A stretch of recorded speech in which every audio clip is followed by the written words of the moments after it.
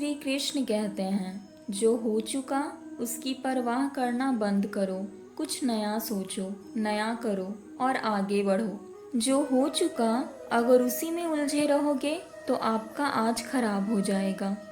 अगर आप वाकई पीछे घटने वाली घटनाओं को दिन रात अपने दिल और दिमाग में दोहराते रहेंगे तो आगे कुछ नया करने का निर्णय नहीं ले पाएंगे।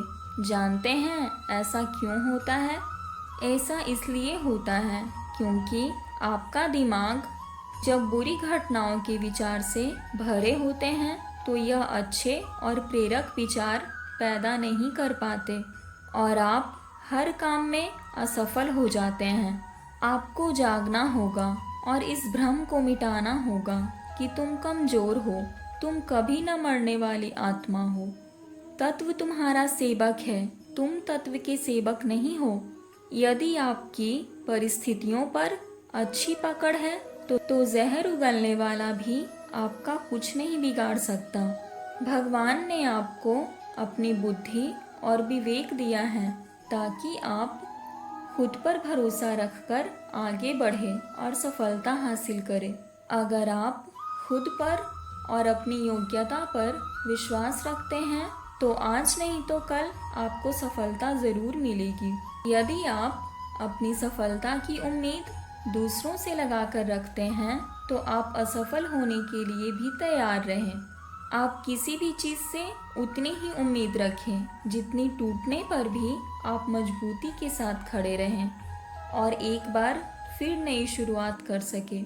आप जिस भी काम में हाथ डालते हैं आप हर बार फेल हो जाते हैं और फेल होने के डर से आप एक नया काम शुरू करने से कतराते रहते हैं और आपका पूरा जीवन इस डर में ही निकल जाता है कि आपने अगर कोई नया काम शुरू किया तो वह भी फेल हो जाएगा। लेकिन आप हार मानने के बजाय उस काम को सही तरह से करने का निर्णय लें और तब तक करते रहें जब तक आपकी सांसें चलती रहें। अगर आप इस तरह का निर्णय ले लेते हैं तो आप हारने के बाद भी एक विजेता कहलाते हैं। वह विजेता जो कभी हार नहीं माना, पूरा जीवन जीतने में लगा दिया। अगर आप किसी भी चीज़ को लेकर चिंता करते हैं तो चिंता करना छोड़ दीजिए क्योंकि हमारी चिंता कोई और कर रहा है। इसलिए आप चिंता छोड़कर उस काम पर फोकस लगा दीजिए जिसे आप अपना जीवन बेहतर बनाने के लिए करना चाहते हैं। अगर यह सब करते हुए आपके साथ कुछ भी बुरा हो जाता है तो भी आपको बिना रुके अपनी मंजिल तय करनी होगी, आगे बढ़ना होगा क्योंकि हमारे साथ जो कुछ भी बुरा या अच्छा होता है यह सब कुछ पहले से तय होता है।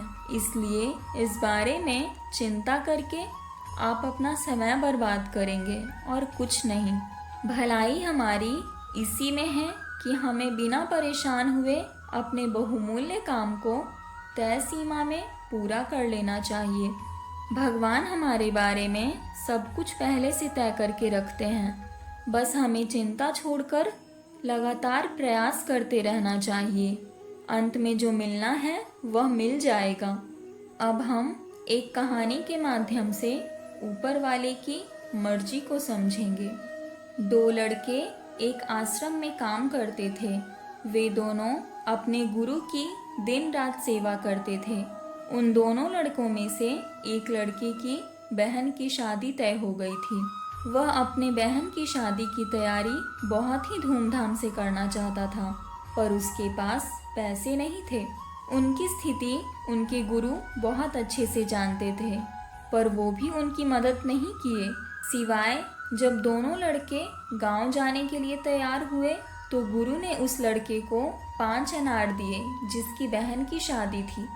गांव जाते समय 5 अनार पाकर लड़का बहुत दुखी था।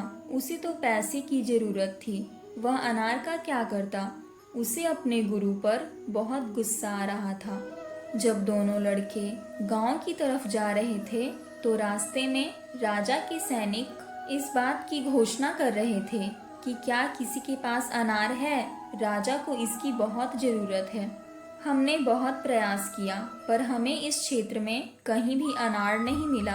राजा की बेटी बहुत बीमार है, उसे दवा के लिए अनार की ज़रूरत है। दोनों लड़कों ने सोचा, हमें अनार की कोई ज़रूरत नहीं है, ये अनार हम राजा को दे देंगे और उनकी बेटी का इलाज अच्छे से हो जाएगा। दोनों लड़कों ने अनार होने की बात सैनिक को बताई। सैनिक उन दोनों लड़कों को लेकर राजमहल पहुंचे और लड़कों ने अनार राजा को सौंप दिया। राजा ने उन्हें इसके लिए बहुत सारे इनाम दिए, पैसे, जेवरात और बहुत कुछ। उस लड़के की बहन की शादी बहुत धूमधाम से हो गई।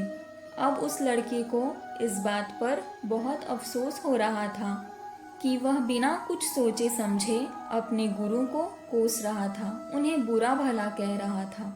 हमें उम्मीद है आपने इस कहानी के माध्यम से बहुत कुछ सीखा होगा। हमें कभी भी अपने बुरे समय को कोसना नहीं चाहिए।